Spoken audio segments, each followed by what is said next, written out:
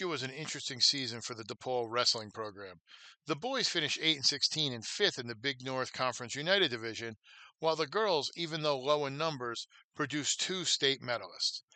For head coach AJ Mott entering his fourth year, he's excited about both portions of the program coming together and advancing as far as they can this upcoming season. Yeah, so we have obviously we have two returners that were both past 2 years have placed in the state on the girls' side, and then we got Lily Macenzio that came in this year, and we're expecting big things out of her. So we might not have the numbers that everybody else has, but we certainly have the quality that a lot of teams have.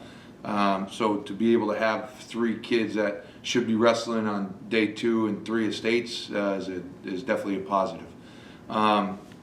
We're looking for them to really take massive steps, and they have. I mean, look at Olivia. Olivia went to Fargo and took fourth, and Caroline was a round or two away from placing out there, and then they both placed at Super 32.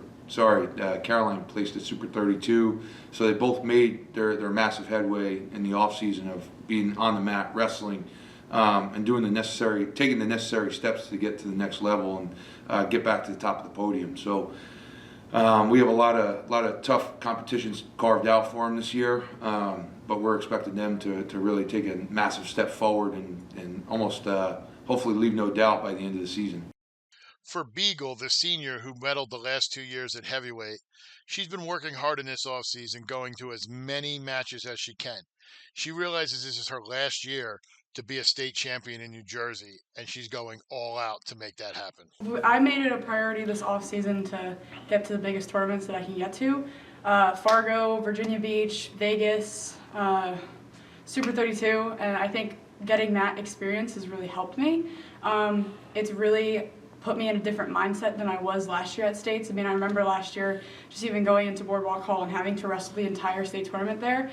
I didn't know what to do with myself. I mean, you saw me at regions, I was a little in my head, but I've definitely grown a lot since last year. And I mean, in practice, we're just really pushing the pace and, just trying to work as hard as we can, because I know that this is my last shot. So I want to make it worth it. I want to have fun. I want it to be memorable. In addition to Beagle, junior Olivia Georges, who won the state title at 145 as a freshman and placed third last year, as well as newcomer Lily Mazzinazio, should give the team a lot of potential for a late season deep state run.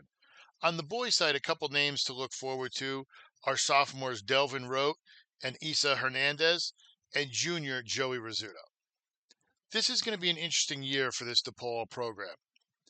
The numbers are there for the boys, but it's going to be tough for them to compete in a super competitive United Division, where I look for them to finish below 500 and fifth in the Big North Conference United Division. But on the girls' side, while they may not be winning many dual meets, they have three complete studs who I could easily see going down to the final day in Atlantic City and most likely being near the top of the podium.